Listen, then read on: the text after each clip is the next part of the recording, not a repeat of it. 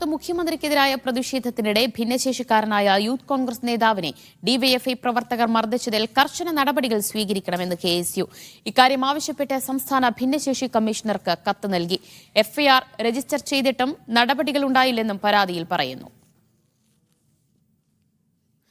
ഹരിമോഹൻ വിശദാംശങ്ങൾ നൽകും. ഹരി, ഭിന്നശേഷിക്കാരനായ അജിക്കെതിരെയായിരുന്നു ഡിവൈഎഫ്ഐ പ്രവർത്തകരുടെ മർദ്ദനമുണ്ടായത്. അതിൽ എഫ്ഐആർ ഒക്കെ രജിസ്റ്റർ ചെയ്യുകയും ചെയ്തിരുന്നു. ഇപ്പോൾ എന്താണ് കെഎസ്യു ഇപ്പോൾ കമ്മീഷന് നൽകിയ കത്തിൽ ആവശ്യപ്പെടുന്നത്?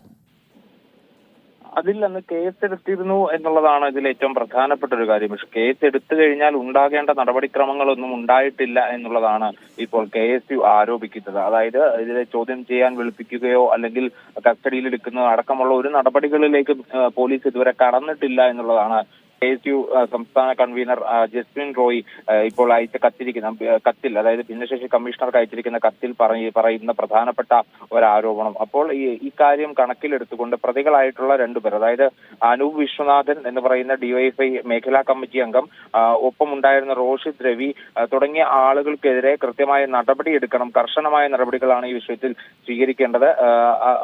അത്തരത്തിൽ നടപടികൾ എടുക്കണമെന്ന് ആവശ്യപ്പെട്ടുകൊണ്ടാണ് സംസ്ഥാന ഭിന്നശേഷി കമ്മീഷണർക്ക് കെഎസ്യു സംസ്ഥാന കൺവീനർ കത്തയച്ചിരിക്കുന്നത്. എന്തായാലും ഇതുമായി ബന്ധപ്പെട്ട് നേരത്തെ തന്നെ വിവാദങ്ങളൊക്കെ ഉയർന്നു വന്നിരുന്നു. അതിന്റെ അടിസ്ഥാനത്തിലായിരുന്നു പിന്നീട് പോലീസ് കേസെടുക്കുന്ന ഒരവസ്ഥയിലേക്ക് എത്തിയത്. കാരണം ഭിന്നശേഷിക്കാരനായ ഒരു വ്യക്തിയായിരുന്നു ഇത്തരത്തിൽ മർദ്ദിച്ചത് എന്നുള്ളത് കൊണ്ടാണ് കേസ് രജിസ്റ്റർ ചെയ്യുന്ന നിലയിലേക്ക് കാര്യങ്ങൾ എത്തിയത്.